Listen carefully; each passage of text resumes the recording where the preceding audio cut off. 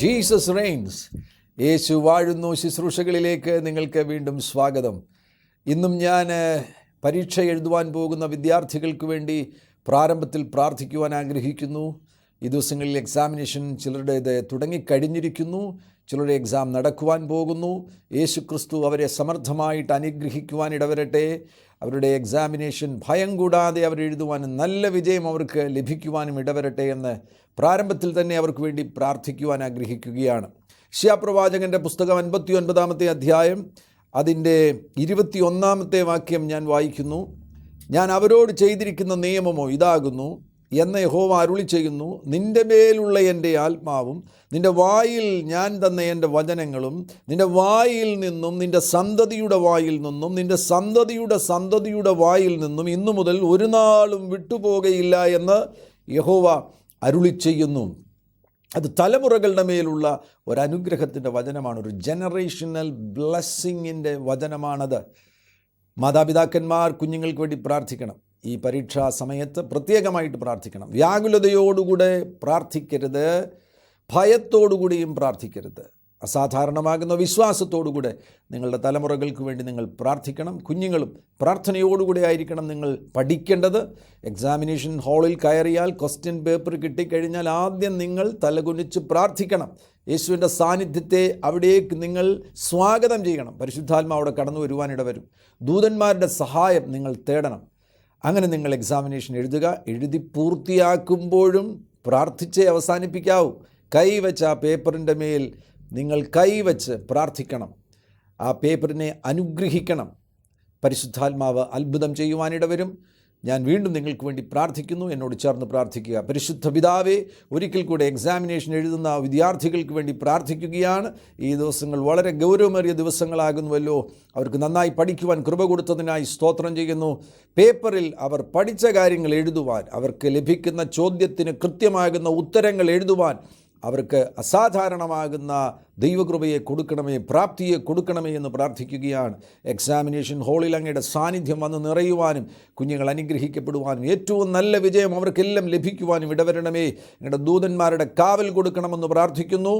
യേശു അത് ചെയ്യുന്നതിനായി സ്തോത്രം. യേശു ക്രിസ്തുവിൻ നാമത്തിൽ തന്നെ, ആമേൻ. വീണ്ടും ദൈവവചന ശുശ്രൂഷയിലേക്ക് നിങ്ങളുടെ ശ്രദ്ധയെ തിരിക്കുക. ഈ ദിവസങ്ങളിൽ, ഈ കഴിഞ്ഞുപോയ എപ്പിസോഡുകളിൽ യേശുക്രിസ്തു നമുക്ക് വേണ്ടി ചെയ്യുന്ന പ്രകൃതിയാതീതമാകുന്ന പ്രവൃത്തികളെക്കുറിച്ചാണ് ഞാൻ പങ്കുവച്ചു കൊണ്ടിരിക്കുന്നത്. അനേകം പ്രകൃതിയാതീത സംഭവങ്ങൾ ദൈവവചനത്തിൽ നിന്ന്, വിശുദ്ധ ഗ്രന്ഥമാകുന്ന ബൈബിളിൽ നിന്ന് നമുക്ക് പഠിക്കുവാൻ കഴിഞ്ഞു. പഴയ നിയമത്തിൽ നിന്ന് തന്നെ മോശ ചെയ്ത പ്രകൃതിയാതീതമാകുന്ന പ്രവർത്തികൾ, യഹോവ മോശയിലൂടെ ചെയ്ത പ്രകൃതിയാതീതമാകുന്ന പ്രവർത്തികൾ, ഏലിയാവിലൂടെ സംഭവിച്ച പ്രകൃതിയാതീതമാകുന്ന പ്രവർത്തികൾ, അങ്ങനെ പ്രകൃതിയാതീതമാകുന്ന പ്രവർത്തികളുടെ ഒരു നീണ്ട പട്ടിക കഴിഞ്ഞുപോയ എപ്പിസോഡുകളിലൂടെ നമുക്ക് അതിലൂടെ കടന്നു പോകുവാൻ യേശു അവസരം നൽകി തന്നു. യെഹെസ്കേൽ ചെയ്ത പ്രകൃതിയാതീതമാകുന്ന പ്രവൃത്തികൾ, അതൊക്കെ നമുക്ക് പഠിക്കുവാനുള്ള അവസരം ലഭിച്ചു. ഇന്ന് ഞാൻ നിങ്ങളുടെ ശ്രദ്ധയെ പുതിയ നിയമത്തിലേക്ക് നയിക്കുവാൻ ആഗ്രഹിക്കുകയാണ്. യേശുക്രിസ്തു ലൂക്കോസിൻ്റെ സുവിശേഷം അതിൻ്റെ 3-ാമത്തെ അധ്യായം 21-22 വാക്യങ്ങളിൽ നമുക്ക് കാണുവാൻ കഴിയുന്നുണ്ട്. യേശുക്രിസ്തു സ്നാനം സ്വീകരിച്ചതിന് ശേഷം വെള്ളത്തിൽ നിന്ന് കയറി വന്നപ്പോൾ ആദ്യമായിട്ട് പ്രാർത്ഥിക്കുവാൻ തയ്യാറായി. പ്രാർത്ഥിച്ചപ്പോൾ എന്താണ് സംഭവിച്ചത്? സ്വർഗം തുറന്നു എന്നാണ് അവിടെ രേഖപ്പെടുത്തിയിരിക്കുന്നത്. സ്വർഗം തുറന്നു. പരിശുദ്ധാത്മാവ് പ്രാവെന്ന പോലെ യേശുക്രിസ്തുവിൻ്റെ മേൽ ഇറങ്ങി വരുവാനിടയായി. മാത്രവുമല്ല, സ്വർഗത്തിൽ നിന്ന് ഒരു ശബ്ദം കേൾക്കുവാനിടയായി. പിതാവിൻ്റെ ശബ്ദമാണ്, ഇവൻ എൻ്റെ പ്രിയപുത്രൻ, ഇവനിൽ ഞാൻ പ്രസാദിച്ചിരിക്കുന്നു. യേശുവിനെക്കുറിച്ചുള്ള സ്വർഗീയമാകുന്ന പ്രഖ്യാപനവും നമുക്കവിടെ കാണുവാൻ കഴിയുന്നു. യേശുക്രിസ്തുവിൻ്റെ ശുശ്രൂഷ ആരംഭിക്കുന്നത് തന്നെ പ്രകൃതിയാതീതമാകുന്ന പ്രവൃത്തികളോടുകൂടെയാണ്. സ്വർഗം തുറന്നു, പരിശുദ്ധാത്മാവ് യേശുവിൻ്റെ മേൽ ഇറങ്ങുന്നു, സ്വർഗത്തിൽ നിന്നൊരു ശബ്ദം മുഴങ്ങുന്നു. ഇത് മൂന്നും പ്രകൃതിയാതീതമാകുന്ന പ്രവൃത്തികളാണ്. അതിനാൽ യേശുവിൻ്റെ ശുശ്രൂഷ നിങ്ങൾ ശ്രദ്ധിക്കുക. യേശുവിൻ്റെ ശുശ്രൂഷയിൽ തുടർമാനമായി പ്രകൃതിയാതീത സംഭവങ്ങൾ നമുക്ക് കാണുവാൻ കഴിയുന്നുണ്ട്. നിരവധി പ്രകൃതിയാതീതമാകുന്ന സംഭവങ്ങൾ നമുക്ക് കാണുവാൻ കഴിയുന്നുണ്ട്.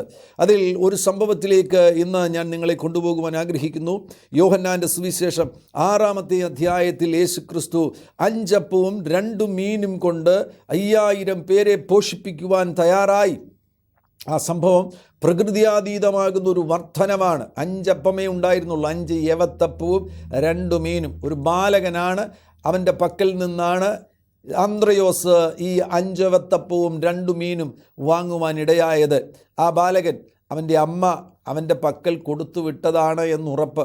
അവന് യേശുക്രിസ്തുവിൽ നിന്ന് വചനങ്ങൾ സ്വീകരിക്കുവാൻ വേണ്ടിയുള്ള വലിയ താല്പര്യത്തോടുകൂടെ ആ യോഗത്തിന് പോകുവാൻ തയ്യാറായപ്പോൾ അവൻ്റെ അമ്മ അവൻ വിശന്നിരിക്കാതിരിക്കുവാൻ വേണ്ടി അവന് ഒരു നേരത്തെ ഭക്ഷണം കൊടുത്തു വിടുകയാണ്. 5 അപ്പവും 2 മീനും ഒരു നേരത്തെ ഭക്ഷണമാകുന്നു. ആ ബാലകന് കഴിക്കുവാനുള്ള ഒരു നേരത്തെ ഭക്ഷണമാണ്. ആ ഒരു നേരത്തെ ഭക്ഷണമാണ് യേശുവിൻ്റെ പക്കൽ അവൻ വിട്ടുകൊടുക്കുവാൻ തയ്യാറായത്. അവനെ സംബന്ധിച്ചിടത്തോളം അവനുള്ളതെല്ലാം അവൻ യേശുവിന് കൊടുത്തു. ആ ബാലകൻ തനിക്കുള്ളതെല്ലാം യേശുവിന് കൊടുത്തു. അവനുള്ളതെല്ലാം യേശുവിന് അവൻ കൊടുക്കുവാൻ തയ്യാറായതുകൊണ്ട് എത്രായിരം പേരാണ് അനുഗ്രഹിക്കപ്പെടുവാനിടയായത്. പലപ്പോഴും നമുക്കുള്ളതൊക്കെ നമ്മൾ പിടിച്ചു വയ്ക്കുന്നത് കൊണ്ടാണല്ലോ അനേകരുടെ അനുഗ്രഹം തടയപ്പെട്ടു പോകുന്നത്. കൊടുക്കേണ്ടവൻ്റെ കയ്യിൽ നിങ്ങൾക്കുള്ളത് കൊടുക്കുകയാണെങ്കിൽ, നിങ്ങളുടെ ജീവിതം കൊടുക്കുകയാണെങ്കിൽ, നിങ്ങളുടെ നന്മകൾ കൊടുക്കുകയാണെങ്കിൽ, നിങ്ങളുടെ സമ്പത്ത് കൊടുക്കേണ്ട യേശുവിൻ്റെ പക്കൽ ഏൽപ്പിക്കുകയാണെങ്കിൽ ആയിരക്കണക്കിന് ആളുകൾ അനുഗ്രഹിക്കപ്പെടുവാനിട വരും. 5 വത്തപ്പവും 2 മീനും ഒരു നേരത്തെ ആഹാരം ഈ ബാലകൻ യേശുവിൻ്റെ പക്കൽ ഏൽപ്പിച്ചപ്പോൾ ഒരു വലിയ ജനക്കൂട്ടം അനുഗ്രഹിക്കപ്പെടുവാനിടയായി. ഇത് പ്രകൃതിയാതീതമാകുന്നൊരു പ്രവൃത്തിയാണ്. യോഹന്നാൻ്റെ സുവിശേഷം 6-ാമത്തെ അധ്യായത്തിൽ ഇതൊരു സാധാരണ പ്രവൃത്തിയല്ല, പ്രകൃതിയിൽ സാധാരണമായി കാണുന്നൊരു പ്രവൃത്തിയല്ല. യഹൂദന്മാർ സാധാരണമായി ഇത് കണ്ട ഒരു പ്രവൃത്തിയാണോ? പഴയ നിയമത്തിൽ ഇതിന് സമാനമാകുന്ന പല സംഭവങ്ങളും നടന്നിട്ടുണ്ട്. എന്നാൽ യേശുവിൻ്റെ ആ കാലയളവിൽ യഹൂദന്മാരാരും, അന്ന് ജീവിച്ചിരുന്നവരാരും അത്തരത്തിലൊരു പ്രവൃത്തി കണ്ടിരിക്കുകയില്ല. ഇത് ഈ ജനത്തിൻ്റെ നടുവിൽ സംഭവിക്കുമ്പോൾ അവരെ സംബന്ധിച്ചിടത്തോളം വിസ്മയം ജനിപ്പിക്കുന്ന ഒരു സംഭവമാണിത്. ഇതൊരു സാധാരണ സംഭവമല്ല. 5 അപ്പവും 2 മീനും കൊണ്ട് ഇത്ര വലിയൊരു ജനക്കൂട്ടം ഭക്ഷിച്ച് തൃപ്തി പ്രാപിക്കുന്നു. അവിടെ കൊണ്ട് തീരുന്നുണ്ടോ? ഇല്ല. നിലത്തു വീണ് കിടന്ന നുറുക്കുകൾ, അവിടെ ഉണ്ടായിരുന്ന ബാക്കി വന്ന നുറുക്കുകൾ പിറക്കിയെടുത്തപ്പോൾ 12 കുട്ടയാണ് നിറഞ്ഞത്. ഓരോ ശിഷ്യന്മാരും ഓരോ കുട്ട എടുക്കത്തക്കവണ്ണം ഒരു നിറവ്, ഒരു വർധനവ് അവിടെ വെളിപ്പെടുവാനിടയായി. പ്രകൃതിയാതീതമാകുന്ന അളവിൽ ഒരു വർധനവ് അവിടെ വെളിപ്പെടുവാനിടയായി. പഴയ നിയമത്തിൽ ഇതിന് സമാനമാകുന്ന സംഭവങ്ങളുണ്ട്. ഭക്ഷണവുമായി ബന്ധപ്പെട്ട സൂപ്പർ നാച്ചുറലാകുന്ന കാര്യങ്ങൾ നമുക്ക് പഴയ നിയമത്തിലും കാണുവാൻ കഴിയുന്നു. പുറപ്പാട് പുസ്തകം 16-ാമത്തെ അധ്യായത്തിലാണല്ലോ മന്ന വർഷിപ്പിച്ച് പഴയ നിയമത്തിൽ ദൈവജനത്തെ യഹോവയാകുന്ന ദൈവം പോഷിപ്പിക്കുന്നത്. മന്ന സ്വർഗത്തിൽ നിന്ന് കൊഴിഞ്ഞു വീണ ഭക്ഷണമാണ്. സ്വർഗത്തിൽ നിന്ന് ഭക്ഷണം കൊഴിഞ്ഞു വീഴുവാനിടയായി. അവരായിരുന്ന മരുഭൂമിയിൽ അവർക്ക് വിതയ്ക്കുവാൻ കഴിയുകയില്ല. ആ മരുഭൂമിയിൽ വൃക്ഷങ്ങളിൽ നിന്ന് ഫലം ലഭിക്കുകയില്ല. അത് മരുഭൂമിയാണ്. അവർക്ക് ഭക്ഷണത്തിന് സാധാരണ നിലയിലുള്ള ഉപാധികളൊന്നും ഇല്ലാതെ വന്നപ്പോൾ, മാത്രവുമല്ല ജനം 1-2 ജനമാണോ, 20 ലക്ഷം ആളുകളാണ് മരുഭൂമിയിൽ. അന്ന് യഹോവ മിസ്രൈമിൽ നിന്ന് 20 ലക്ഷത്തോളം ആളുകളെയാണ് പുറപ്പെടുവിച്ചു കൊണ്ടുവന്നത്. 20 ലക്ഷം ആളുകളാണ് ഇപ്പോൾ മരുഭൂമിയിലായിരിക്കുന്നത്. അവരെയെല്ലാം എങ്ങനെ പോഷിപ്പിക്കുവാൻ കഴിയും? ഏതെങ്കിലും ഒരു സ്ഥാപനത്തിനോ ഒരു ഫാക്ടറിക്കോ അവരെ പോഷിപ്പിക്കുവാൻ കഴിയത്തില്ല. അത് മനസ്സിലാക്കി സ്വർഗം തന്നെ തീരുമാനമെടുത്തു. സ്വർഗത്തിൻ്റെ കിളിവാതിലുകളെ തുറന്ന് അവർക്ക് ഭക്ഷിക്കുവാൻ വേണ്ടി സ്വർഗത്തിൽ നിന്ന് അപ്പം കൊഴിച്ചു കൊടുക്കുകയാണ്. അവിടെ 16-ാമത്തെ അധ്യായത്തിൽ നമുക്ക് അവസാന ഭാഗങ്ങളിൽ കാണുവാൻ കഴിയുന്നുണ്ട്. 35-ാമത്തെ വാക്യത്തിൽ കാണുവാൻ കഴിയുന്നുണ്ട്, കുടിപാർപ്പുള്ള ദേശത്തെത്തുവോളം ഇസ്രായേൽ മക്കൾ 40 സംവത്സരം മന്ന ഭക്ഷിച്ചു. കനാൻ ദേശത്തിൻ്റെ അതിലെത്തുവോളം അവർ മന്ന ഭക്ഷിച്ചു എന്നാണ് രേഖപ്പെടുത്തിയിരിക്കുന്നത്. 40 നീണ്ട വർഷക്കാലം മരുഭൂമിയിൽ ഈ ജനമായിരുന്നപ്പോൾ 20 ലക്ഷത്തോളം ആളുകളെ എല്ലാ ദിവസവും സ്വർഗത്തിൽ നിന്ന് ഭക്ഷണം കൊടുത്ത് പോഷിപ്പിച്ചവനാകുന്ന ദൈവത്തിൻ്റെ അപാരമാകുന്ന ശക്തിയെക്കുറിച്ച് നമുക്ക് വിശകലനം ചെയ്യുവാൻ കഴിയുമോ? നിങ്ങൾ ഇന്ന് നേരിട്ട് കൊണ്ടിരിക്കുന്ന സാധാരണമാകുന്ന ഒരു സംഘർഷത്തെ ചൊല്ലി നിങ്ങൾ വല്ലാതെ വ്യാകുലപ്പെടുകയാണ്. വ്യാകുലപ്പെടരുത്. പകരം നിങ്ങൾ വിശ്വസിക്കുകയാണെങ്കിൽ സ്വർഗത്തിൽ നിന്നും മന്ന കൊഴിച്ച് അത്ഭുതം ചെയ്തവനാകുന്ന ദൈവം, യഹോവയാകുന്ന ദൈവം, പ്രകൃതിയാതീതമാകുന്ന ഒരു പ്രവൃത്തി നിങ്ങളുടെ ജീവിതത്തിലും ചെയ്യുവാൻ അവിടുന്ന് തയ്യാറാകും. സംശയിക്കരുത്. കടന്ന് നിങ്ങൾ വിശ്വസിക്കുകയാണെങ്കിൽ അത് തന്നെ നിങ്ങളുടെ ജീവിതത്തിലും ആവർത്തിക്കുവാൻ ഇടവരും. മന്നയെക്കുറിച്ച് പഠിക്കുകയാണെങ്കിൽ മന്ന അത് സ്വർഗത്തിൽ നിന്ന് കൊഴിഞ്ഞു വീണു എന്നത് മാത്രമല്ല, അതിൻ്റെ പിന്നിൽ മറ്റു ചില അത്ഭുതങ്ങൾ കൂടെ നിങ്ങൾക്ക് കാണുവാൻ കഴിയുന്നുണ്ട്. സങ്കീർത്തനത്തിൽ അതിൻ്റെ 78 അധ്യായത്തിലേക്ക് പോകുമ്പോൾ 78 സങ്കീർത്തനം 23 മുതലുള്ള വാക്യങ്ങൾ വായിച്ചു കഴിഞ്ഞാൽ നിങ്ങൾക്ക് മന്നയെക്കുറിച്ചുള്ള ചില വിശദീകരണങ്ങൾ കൂടെ അവിടെ ലഭിക്കുന്നതാണ്. 23 വാക്യത്തിൽ അവൻ മീതെ മേഘങ്ങളോട് കൽപ്പിച്ചു, ആകാശത്തിൻ്റെ വാതിലുകളെ തുറന്നു. മന്ന കൊഴിഞ്ഞു വീണപ്പോൾ ദൈവം എന്ത് ചെയ്തു? മീതെ മേഘങ്ങളോട് കൽപ്പിച്ചു, ആകാശങ്ങളുടെ വാതിലുകൾ തുറന്നു. ആകാശങ്ങളുടെ വാതിലുകൾ തുറന്നാണ് ഈ സ്വർഗീയ ഭക്ഷണം അവരുടെ നടുവിൽ കൊഴിഞ്ഞു വീഴുവാൻ ഇടയായത്. അവർക്ക് തിന്മാൻ മന്ന വർഷിപ്പിച്ചു, സ്വർഗീയ ധാന്യം അവർക്ക് കൊടുത്തു. മന്നയെക്കുറിച്ച് പറഞ്ഞിരിക്കുന്നത് ശ്രദ്ധിക്കുക. അവർക്ക് തിന്മാൻ മന്ന വർഷിപ്പിച്ചു. അതൊരു മഴ പോലെയാണ് പെയ്തിറങ്ങിയത്. എല്ലാ പ്രഭാതത്തിലും മഴ പോലെയാണ് അവരുടെ നടുവിൽ മന്ന പെയ്തിറങ്ങിയത്. ഇത് സ്വർഗീയ ധാന്യമായിരുന്നു എന്ന് അവിടെ രേഖപ്പെടുത്തിയിരിക്കുന്നു. 25 വാക്യം വളരെ ശ്രദ്ധേയമാണ്. മനുഷ്യർ ശക്തന്മാരുടെ അപ്പം തിന്നു. മലയാളത്തിൽ ശക്തന്മാരുടെ അപ്പം തിന്നു എന്ന് പറയുമ്പോൾ ഇംഗ്ലീഷിൽ രേഖപ്പെടുത്തിയിരിക്കുന്നത് മാൻ ഡിഡ് ഈറ്റ് ഏഞ്ചൽസ് ഫുഡ്. മനുഷ്യർ ദൂതന്മാരുടെ ഭക്ഷണം കഴിച്ചു എന്നാണ് വിവർത്തനം ചെയ്യേണ്ടത്. മനുഷ്യർ ശക്തന്മാരുടെ അപ്പം തിന്നു, അവൻ അവർക്ക് തൃപ്തിയാകും വണ്ണം ആഹാരമയച്ചു. യഥാർത്ഥത്തിൽ മന്ന ദൂതന്മാരുടെ ആഹാരമായിരുന്നു, ഏഞ്ചൽസിൻ്റെ ഭക്ഷണമായിരുന്നു മന്ന. ആ മന്ന കൊണ്ട് യഹോവയാകുന്ന ദൈവം, ഏഞ്ചൽസിൻ്റെ ഫുഡ്, ഏഞ്ചൽസിൻ്റെ ഭക്ഷണം, ശ്രദ്ധയോടുകൂടെ ദൈവത്തിൻ്റെ വചനം പഠിക്കുമ്പോൾ നമുക്ക് മനസ്സിലാക്കുവാൻ കഴിയും. ഏഞ്ചൽസിൻ്റെ ഭക്ഷണം ദൈവത്തിൻ്റെ വചനമായിരുന്നു. ദൂതന്മാരുടെ ഭക്ഷണമാണ് രൂപമാറ്റം സംഭവിച്ച് ഇസ്രയേൽ ജനത്തിൻ്റെ നടുവിൽ മന്നയായി കൊഴിഞ്ഞു വീണത്. മന്ന യഥാർത്ഥത്തിൽ ദൈവവചനമായിരുന്നു. രൂപമാറ്റം സംഭവിച്ച ദൈവവചനം അവരുടെ നടുവിൽ മന്നയായി കൊഴിഞ്ഞു വീണു. അതേ വചനം തന്നെയാണ് വചനം ജഡമായി തീർന്ന് കൃപയും സത്യവും നിറഞ്ഞവനായി നമ്മുടെ ഇടയിൽ പാർത്തു. ആരാണത്? യേശു. ദൂതന്മാർ ദൈവത്തിൻ്റെ വചനം ഭക്ഷിക്കുന്നവരാണ്. ഇസ്രയേൽ ജനം 40 വർഷക്കാലം മരുഭൂമിയിൽ മന്ന ഭക്ഷിക്കുവാനിടയായി. ഭക്ഷണവുമായി ബന്ധപ്പെട്ട് ഇതിന് സമാനമാകുന്ന പല കാര്യങ്ങൾ നമുക്ക് വീണ്ടും പഴയ നിയമത്തിൽ കാണുവാൻ കഴിയുന്നുണ്ട്. ഏലിയാവിൻ്റെ അനുഭവം ശ്രദ്ധിക്കുകയാണെങ്കിൽ 1 രാജാക്കന്മാരുടെ പുസ്തകം അതിൻ്റെ 19 അധ്യായത്തിൽ നമുക്ക് കാണുവാൻ കഴിയുന്നുണ്ട്. ഏലിയാവ് തൻ്റെ ശുശ്രൂഷയുടെ നടുവിലുണ്ടായ ചില സംഘർഷങ്ങൾ മുഖാന്തരമായിട്ട് താൻ തളർന്നു പോകുവാനിടയായി, നിരാശപ്പെട്ടു പോകുവാനിടയായി. ചൂരച്ചെടിയുടെ കീഴിൽ ചെന്നതിന് ശേഷമായി ഇപ്പോൾ മതി യഹോവേ, എൻ്റെ പ്രാണനെ എടുത്തുകൊള്ളണമേ, ഞാൻ എൻ്റെ പിതാക്കന്മാരെക്കാൾ നല്ലവനല്ലല്ലോ എന്ന് പറഞ്ഞു. മരിക്കാൻ ആഗ്രഹിക്കുകയാണ്. അവിടെ മരിക്കുവാൻ വേണ്ടിയുള്ള ഒരപേക്ഷ സ്വർഗത്തിന് കൊടുത്തു കഴിഞ്ഞപ്പോൾ സ്വർഗം അതിന് മറുപടി കൊടുക്കുന്നത് ഭക്ഷണത്തിലൂടെയാണ്. ഒരു ദൂതൻ വന്ന് ഏലിയാവിനെ തട്ടി ഉണർത്തിയിട്ട് അവനോട് പറയുന്നത്, എഴുന്നേറ്റ് തിന്നുക.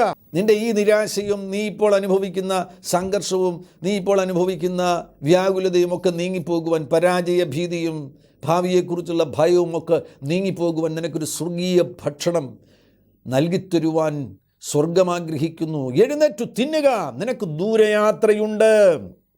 നിങ്ങൾ നിരാശയിലൂടെ കടന്നു പോകുന്നുവെങ്കിൽ, മടുത്തവരാരെങ്കിലും എന്നെ കേൾക്കുന്നുണ്ടെങ്കിൽ, ജീവിതം മടുത്തുപോയവർ, ജീവിതത്തിൽ വന്നിരിക്കുന്ന സംഘർഷങ്ങൾ, തകർച്ചകൾ, നഷ്ടങ്ങൾ, നേരിടുന്ന വ്യാകുലതകൾ, ആകുലതകൾ, ചിന്താഭാരം, നേരിടുന്ന ഭയം, ഇത് മുഖാന്തരമായി നിങ്ങൾ മടുത്തുപോയവരുണ്ടെങ്കിൽ നിങ്ങൾക്ക് സ്വർഗം ഭക്ഷണം തരുവാൻ ആഗ്രഹിക്കുന്നു. സ്വർഗം ഭൂമിയിലെ ഭക്ഷണമല്ല തരുവാൻ ആഗ്രഹിക്കുന്നത്, സ്വർഗീയ ഭക്ഷണമാണ് തരുവാൻ ആഗ്രഹിക്കുന്നത്. ഇപ്പോൾ ഈ കേട്ടുകൊണ്ടിരിക്കുന്ന ദൈവത്തിൻ്റെ വചനവും സ്വർഗത്തിൽ നിന്ന് പുറപ്പെടുന്ന ഭക്ഷണമാണ്. ഈ ഭക്ഷണം കഴിച്ചാൽ മതി നിങ്ങളുടെ നിരാശ, നിങ്ങളുടെ ആകുലത, മടുപ്പ് ഇതെല്ലാം നിങ്ങളെ വിട്ടുപോയതിന് ശേഷമായിട്ട് അസാധാരണമാകുന്ന, അത്ഭുതകരമാകുന്ന ഒരു ഉത്സാഹം നിങ്ങളുടെ മേൽ വെളിപ്പെടുവാനിടവരും. ഒരാശ നിങ്ങളുടെ മേൽ വെളിപ്പെടുവാനിടവരും. ഒരു പ്രതീക്ഷ നിങ്ങളുടെ മേൽ വെളിപ്പെടുവാനിടവരും. നിങ്ങളുടെ മേൽ ഇതുവരെയില്ലാത്തൊരു ഊർജ്ജസ്വലത വെളിപ്പെടുവാനിടവരും. നിങ്ങളിപ്പോൾ ആയിരിക്കുന്ന ആ അവസ്ഥയിൽ നിന്ന് എഴുന്നേറ്റ് വേഗത്തിൽ മുന്നോട്ട് പുരോഗമിക്കുവാനിടവരും. അതല്ലേ ഏലിയാവിൽ സംഭവിച്ചത്? ഏലിയാവിനോട് വന്ന് ദൂതൻ പറയുന്നു, എഴുന്നേറ്റ് തിന്നുക. ആ സമയത്ത് ഏലിയാവ് എഴുന്നേറ്റ് കഴിഞ്ഞപ്പോൾ അവിടെ രേഖപ്പെടുത്തിയിരിക്കുന്നത്, ഏലിയാവ് എഴുന്നേറ്റ് കനലിന്മേൽ ചുട്ട ഒരടയും ഒരു തുരുത്തി വെള്ളവും തലയ്ക്കിൽ ഇരിക്കുന്നത് കണ്ടു. അവൻ തിന്നുകുടിച്ചതിന് ശേഷമായിട്ട് പിന്നെയും കിടന്നുറങ്ങി. വീണ്ടും ഒരു പ്രാവശ്യം കൂടെ ദൂതൻ വന്ന് അവനെ തട്ടി, എഴുന്നേറ്റു തിന്നുക, നിനക്ക് ദൂരയാത്ര ചെയ്യുവാനുണ്ടല്ലോ. അവൻ വീണ്ടും എഴുന്നേറ്റ് തിന്നുകുടിച്ചു. ഈ ആഹാരം വളരെ വ്യക്തമായി ദൂതൻ കൊടുത്ത ആഹാരം ഒരു സ്വർഗീയ ആഹാരമാകുന്നു എന്ന് നമുക്ക് ഉറപ്പിക്കുവാൻ കഴിയും. ആ സ്വർഗീയ ആഹാരം കഴിച്ചതുകൊണ്ടാണ് ആ ആഹാരത്തിൻ്റെ ബലം കൊണ്ട് 40 പകലും 40 രാവും ദൈവത്തിൻ്റെ പർവ്വതമാകുന്ന ഹോരേബോളം ഏലിയാവ് നടക്കുവാനിടയായി. പ്രകൃതിയാതീതമാകുന്ന നിലയിൽ ഭക്ഷണം കൊടുത്ത് ഏലിയാവിനെ സ്വർഗം ബലപ്പെടുത്തുന്നു. അവന് 40 പകലും 40 രാവും ഈ ഹോരേബിൽ എത്തിച്ചേരുവോളം നടക്കുവാനുള്ള ബലം ശരീരത്തിൽ ലഭിച്ചു. വീണ്ടും നമുക്ക് 2 രാജാക്കന്മാരുടെ പുസ്തകത്തിൽ ഭക്ഷണവുമായുള്ള ബന്ധത്തിലുള്ള പ്രകൃതിയാതീത പ്രവർത്തികൾ വീണ്ടും നമുക്ക് കാണുവാൻ കഴിയുന്നുണ്ട്. 4-ാമത്തെ അധ്യായത്തിൽ പോവുകയാണെങ്കിൽ അതിൻ്റെ 43-ാമത്തെ വാക്യത്തിൽ ഏലിശയുടെ ശുശ്രൂഷയിൽ ഒരു ഭക്ഷണ വർധനവ് നടക്കുന്നത് കാണുവാൻ കഴിയുന്നു. യേശുക്രിസ്തു 5 അപ്പവും 2 മീനും കൊണ്ട് 5000 പേരെ പോഷിപ്പിച്ചതുപോലെ ഒരു ചെറിയ കൂട്ടത്തെ ഏലിശയും പോഷിപ്പിക്കുന്നത് കാണുവാൻ കഴിയുന്നുണ്ട്. 2 രാജാക്കന്മാരുടെ പുസ്തകം 42 മുതലുള്ള വാക്യങ്ങൾ വായിക്കുകയാണെങ്കിൽ, അനന്തരം ബാൽ ശാലീശയിൽ നിന്ന് ഒരാൾ ദൈവപുരുഷന് ആദ്യ ഫലമായിട്ട് 20 യവത്തപ്പവും മലരും പൊക്കണത്തിൽ കൊണ്ടുവന്നു. ജനത്തിന് അത് തിന്മാൻ കൊടുക്ക എന്ന് ഏലിശ കൽപ്പിച്ചു. ശ്രദ്ധിക്കുക, 20 യവത്തപ്പവും മലരും. യവത്തപ്പം യേശു ചെയ്ത അത്ഭുതത്തിലും 5 യവത്തപ്പമാണ് അവിടെയും യേശുവിൻ്റെ പക്കലും ലഭിച്ചത്. ഇവിടെ 20 യവത്തപ്പവും മലരും ഉണ്ടായിരുന്നു. അത് ജനത്തിന് തിന്മാൻ കൊടുക്കുക എന്ന് പറഞ്ഞപ്പോൾ ബാലിക്കാരൻ ഏലിശയോട് ചോദിക്കുന്നു, ഞാനിത് 100 പേർക്ക് എങ്ങനെ വിളമ്പും? അവൻ പിന്നെയും ജനത്തിനത് തിന്മാൻ കൊടുക്കുക. ഏലിശ പറയുകയാണ്, ജനത്തിനത് തിന്മാൻ കൊടുക്കുക, അവർ തിന്നുകയും ശേഷിപ്പിക്കുകയും ചെയ്യും എന്ന് യഹോവ അരുളി ചെയ്യുന്നു. അത് അധരത്തിൽ നിന്ന് പുറപ്പെട്ട ദൈവത്തിൻ്റെ വചനമാണ്. ബാല്യക്കാരൻ പറയുന്നു, 20 യവത്തപ്പം മാത്രമേ ഉള്ളൂ, അല്പം മലരു മാത്രമേ ഉള്ളൂ, 100-ലധികം ആളുകളുണ്ട്, ഇവർക്കിതെങ്ങനെയാണ് ഭക്ഷിക്കുവാൻ കൊടുക്കുന്നത്? ഏലിശ പ്രവചനം പോലെ യഹോവയുടെ വചനം അധരത്തിലൂടെ പുറപ്പെടുവിക്കുകയാണ്. അവർ തിന്നുകയും ശേഷിപ്പിക്കുകയും ചെയ്യുവാൻ പോകുന്നു. ഞാൻ വിശ്വസിക്കുന്ന പുറപ്പെട്ട വചനമാണ് അവിടെ ഒരു വർധനവിനെ കൊണ്ടുവന്നത്. ഏലിശ പുറപ്പെടുവിച്ച ആ വചനം, ആ വചനത്തിലൂടെ വ്യാപരിക്കുന്ന ദൈവത്തിൻ്റെ ശക്തി ആ 20 യവത്തപ്പത്തെ വർദ്ധിപ്പിച്ചു. വചനം ഇങ്ങനെ പറയുന്നു, യഹോവയുടെ വചനപ്രകാരം അവർ തിന്നുകയും ശേഷിപ്പിക്കുകയും ചെയ്തു. 100-ലധികം ആളുകൾ 20 യവത്തപ്പം വർദ്ധിച്ചു എന്ന് ഉറപ്പ്. അവർ തിന്നുക മാത്രമല്ല, ശേഷിപ്പിക്കുവാനിടയായി. പ്രകൃതിയാതീതമാകുന്ന ഒരു വർധനമായിരുന്നു. ഭക്ഷണം വർദ്ധിക്കുവാനിടയായി. ജീവിതത്തിലെ താൽക്കാലികമാകുന്ന വിഷയങ്ങളെ ചൊല്ലി ആകുലപ്പെട്ടിരിക്കുകയാണ് എങ്കിൽ യേശുക്രിസ്തുവിൽ നിന്ന് നിങ്ങൾക്കിത് പ്രതീക്ഷിക്കാം. പ്രകൃതിയാതീതമാകുന്നൊരു വർധനവ് ഈ അധ്യായത്തിൽ തന്നെ 4-ാമത്തെ അധ്യായം, 2 രാജാക്കന്മാരുടെ പുസ്തകം 4-ാമത്തെ അധ്യായം ആരംഭിക്കുന്നത് ഒരു വിധവയുടെ കഥ പറഞ്ഞുകൊണ്ടാണ്. കടഭാരം കൊണ്ട് ജീവിതത്തിൽ പ്രതീക്ഷ നഷ്ടപ്പെട്ട വിധവ. തൻ്റെ ഭർത്താവ് ഭക്തനാകുന്നൊരു പ്രവാചകനായിരുന്നു, ഏലിശയുടെ ശിഷ്യനായിരുന്നു. എന്നാൽ അയാൾ മരിച്ചു പോയതിന് ശേഷമാണ് മനസ്സിലായത് ഒരു വലിയ കടബാധ്യത വെച്ചിട്ടാണ് ആ മനുഷ്യൻ മരിച്ചു പോകുവാൻ ഇടയായത്. ഇപ്പോൾ വിധവയെയും തൻ്റെ കുഞ്ഞുങ്ങളെയും പിടിച്ചു കൊണ്ടുപോകുവാൻ കടക്കാർ വന്നപ്പോൾ അവൾ പ്രവാചകൻ്റെ അരികിൽ വരികയാണ്. അപ്പോൾ പ്രവാചകൻ അവളോട് ചോദിക്കുന്നത്, നിൻ്റെ ഭവനത്തിൽ എന്ത് ശേഷിപ്പുണ്ട് എന്നാണ്. അവൾ പറയുന്നത്, എൻ്റെ ഭവനത്തിൽ പണമില്ല, എൻ്റെ ഭവനത്തിൽ വസ്തുവകകൾ വേറെ ഒന്നുമില്ല, ഒരല്പം എണ്ണ മാത്രമാണ് എൻ്റെ ഭവനത്തിൽ ശേഷിച്ചിരിക്കുന്നത്. അത് കേട്ടപ്പോൾ തന്നെ പ്രവാചകന് മനസ്സിലായി, അത് മതി, ആ ശേഷിപ്പിൻ്റെ മേൽ ഒരു വർധനവ് സംഭവിക്കും, ഉറപ്പ്, തർക്കമില്ല. ഞാനതിനെ ആത്മീകമായി കാണുകയാണ്. അവളെ സംബന്ധിച്ചിടത്തോളം അവളുടെ പക്കൽ ഭൗതികമായ ഒന്നുമില്ല. അവളുടെ പക്കലുള്ളത് എന്താണ്? ആത്മാവിന് സമാനമാകുന്ന, പരിശുദ്ധാത്മാവിന് സമാനമാകുന്ന, സമാന്തരമാകുന്ന എണ്ണ, അല്ലെങ്കിൽ പരിശുദ്ധാത്മാവിൻ്റെ ചില പ്രവൃത്തികൾ മാത്രമാണ് അവളുടെ പക്കൽ ശേഷിച്ചിരിക്കുന്നത്. ആ പരിശുദ്ധാത്മ പ്രവൃത്തികൾ അവളുടെ പക്കൽ ശേഷിച്ചിരിക്കുന്നു എങ്കിൽ ഒരു വർധനവ് സംഭവിക്കുവാൻ പോകുകയാണ്. നിങ്ങൾക്കും ഇതൊരു സന്ദേശമാണ്. നിങ്ങളുടെ ജീവിതത്തിൽ പല പ്രതിസന്ധികളെയും കടബാധ്യതകളെയും ഒക്കെ ജയിക്കുവാൻ ഉപാധികളൊന്നുമില്ല എങ്കിൽ പോലും സാരമില്ല. നിങ്ങളുടെ ജീവിതത്തിൽ ആത്മീക ഗുണമേന്മകൾ എന്തെങ്കിലും ശേഷിച്ചിട്ടുണ്ടോ? പ്രാർത്ഥനയുടെ കൃപ നിങ്ങളുടെ മേൽ വ്യാപരിക്കുന്നുണ്ടോ? പലപ്പോഴും ആകുലതകളിലും ഭയങ്ങളിലും ഒക്കെ ചെന്നു പെടുന്നതോടുകൂടെ ആളുകൾക്ക് പിന്നെ പ്രാർത്ഥിക്കാൻ കഴിയാതെ വരും. അവർക്ക് പിന്നെ ക്ഷീണമായി കിടന്ന് കൂടെ ഉറങ്ങേണ്ടതായിട്ട് വരും. ജീവിതത്തിൽ പിന്നെ പ്രാർത്ഥിക്കുവാൻ ശ്രമിച്ചാൽ തന്നെ പൈശാചിക ശക്തികൾ അവരെ പ്രാർത്ഥിക്കുവാൻ സമ്മതിക്കുകയില്ല. അത് സംഭവിക്കരുത്, അതിനെ തകർക്കണം. ഈ സംഘർഷങ്ങളെ അതിജീവിക്കുവാനുള്ള ഏറ്റവും നല്ല ആത്മീക ആയുധമെന്ന് പറയുന്നത് പ്രാർത്ഥനയാണ്. ആത്മീകമാകുന്ന ചില ശേഷിപ്പുകൾ നിങ്ങളുടെ പക്കലുണ്ടെങ്കിൽ വർധനവ് സംഭവിക്കുവാൻ പോകുന്നു. 20 യവത്തപ്പം 100 പേർക്ക് മതിയായതുപോലെ ഒരു വർധനവ് സംഭവിക്കുവാൻ പോകുന്നു. സ്വർഗത്തിൻ്റെ കിളിവാതിലുകൾ തുറന്ന് അപ്പം കൊഴിഞ്ഞു വീണതുപോലെ ഒരു വർധനവ് സംഭവിക്കുവാൻ പോകുന്നു. വിധവയുടെ പക്കലുള്ള അല്പം എണ്ണ പാത്രങ്ങൾ നിറഞ്ഞ് കവിയത്തക്കവണ്ണം വർദ്ധിച്ചതുപോലൊരു വർധനവ് സംഭവിക്കുവാൻ പോകുന്നു. യേശുക്രിസ്തുവിൻ്റെ ശുശ്രൂഷയിൽ 5 അപ്പവും 2 മീനും വർദ്ധിച്ചതുപോലെ ഒരു വർധനവ് സംഭവിക്കുവാൻ പോകുന്നു. നിങ്ങൾക്കത് വിശ്വസിക്കുവാൻ കഴിയുമോ? നിങ്ങൾക്കത് വിശ്വസിക്കുവാൻ കഴിയുമെങ്കിൽ ഞാനിപ്പോൾ വചനം പറഞ്ഞുകൊണ്ടിരിക്കുമ്പോൾ തന്നെ ചിലയിടങ്ങളിൽ സൃഷ്ടിപ്പിൻ്റെ ശക്തി വ്യാപരിക്കുകയാണ്. ഒന്നും സംഭവിക്കുകയില്ല എന്ന് കരുതിയിരിക്കുന്ന ഇടത്ത് തന്നെ അത്ഭുതങ്ങൾ സംഭവിക്കുവാൻ പോകുന്നു. യേശുക്രിസ്തു നിങ്ങൾക്ക് വേണ്ടി പ്രകൃതിയാതീതമാകുന്ന ഒരു വർധനവിനെ അയക്കുവാൻ ആഗ്രഹിക്കുന്നു.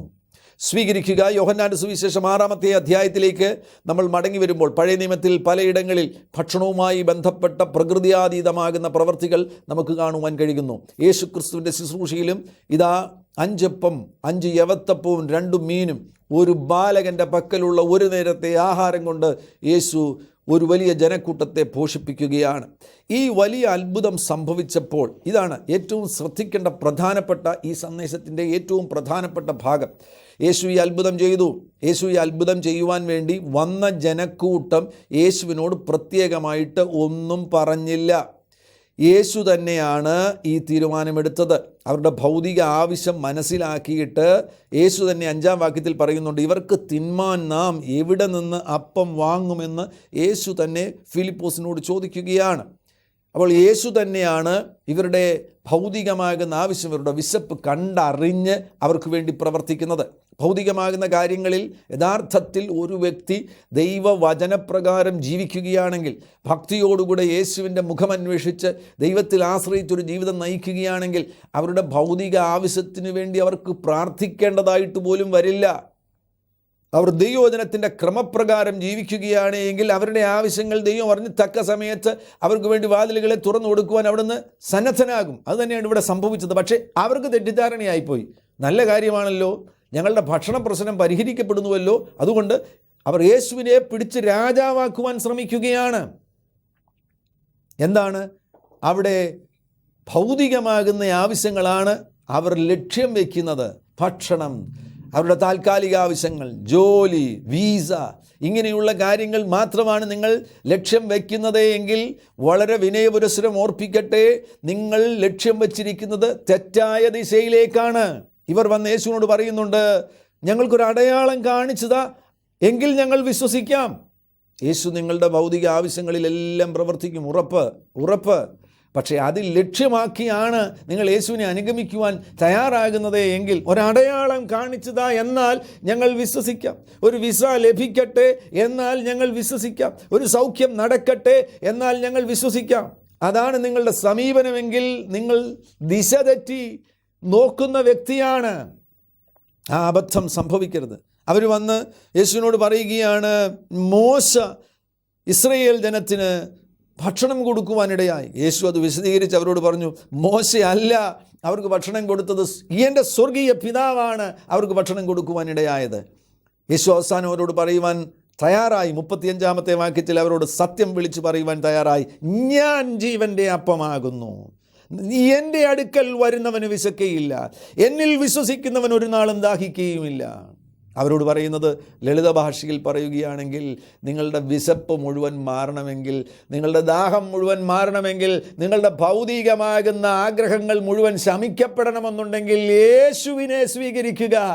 യേശുവിന് നിങ്ങൾ 1-ാം സ്ഥാനം കൊടുക്കുക. അതുതന്നെയാണ് ഈ സന്ദേശത്തിലും എനിക്ക് സമാപനത്തിൽ നിങ്ങളോട് പറയുവാനുള്ളത്. യേശുവിൽ നിങ്ങളുടെ ശ്രദ്ധ കേന്ദ്രീകരിക്കുക. ഭക്ഷണത്തിന് വേണ്ടിയോ ഭൗതിക കാര്യങ്ങൾക്ക് വേണ്ടിയോ ഈ ലോകത്തിലെ ഏതെങ്കിലും വസ്തുവകകൾക്കോ അതിനുവേണ്ടി ഓടി നടക്കാതെ യേശുവിൽ നിങ്ങളുടെ ശ്രദ്ധ കേന്ദ്രീകരിക്കുകയാണെങ്കിൽ അവിടുന്ന് നിങ്ങൾക്ക് വേണ്ടി അത്ഭുതങ്ങൾ ചെയ്യുവാനിടവരും. എന്നോട് ചേർന്ന് പ്രാർത്ഥിക്കുമോ? ഇപ്പോൾ തന്നെ യേശു നിങ്ങൾക്ക് വേണ്ടി ഒരു അത്ഭുത പ്രവൃത്തിയെ ചെയ്യുവാൻ പോകുകയാണ്. അവിടുത്തെ കരം നിങ്ങളുടെ മേൽ വരുവാൻ പോകുന്നു. യേശു നിങ്ങളുടെ ജീവിതത്തിൽ അവിടുത്തെ ശക്തി വെളിപ്പെടുത്തുവാൻ പോകുന്നു. ചേർന്ന് പ്രാർത്ഥിക്കുക. പരിശുദ്ധ പിതാവേ, യേശു ക്രിസ്തുവിൻ നാമത്തിൽ ഈ ജനത്തിനു വേണ്ടി പ്രാർത്ഥിക്കുകയാണ്. അങ്ങയെ കുറിച്ചുള്ള ആഴമുള്ള വെളിപ്പാട് അവർക്ക് ലഭിക്കുവാൻ ഇടവരട്ടെ. അങ്ങ് ജീവൻ്റെ അപ്പമാകുന്നു എന്നുള്ള വെളിപ്പാട് അവർക്ക് ലഭിക്കുവാൻ ഇടവരട്ടെ. അങ്ങയുടെ വചനം ജീവനും ആത്മാവുമാകുന്നു എന്നുള്ള വെളിപ്പാട് അവർക്ക് ലഭിക്കുവാൻ ഇടവരട്ടെ. സകല വ്യാകുലതകളും തകരട്ടെ, ആകുലതകളും തകരട്ടെ. ജീവിതത്തെക്കുറിച്ചുള്ള ഭയങ്ങൾ അവരെ വിട്ടുപോകട്ടെ. വസ്തു സംബന്ധമാകുന്ന, ഭൗതിക സംബന്ധമാകുന്ന സകല ആഗ്രഹങ്ങളുടെ ബന്ധനങ്ങളും പൊട്ടിമാറി യേശു ക്രിസ്തുവിന് വേണ്ടിയുള്ള ഒരു അത്ഭുതകരമാകുന്ന വിശപ്പും ദാഹവും അവർക്ക് കൊടുക്കണമേ എന്ന് പ്രാർത്ഥിക്കുന്നു. അങ്ങ് അത്ഭുതങ്ങളെ ചെയ്യുന്ന കർത്താവാകുന്നുവല്ലോ, പ്രകൃതിയാതീത പ്രവൃത്തികളെ ചെയ്യുന്ന കർത്താവാകുന്നുവല്ലോ.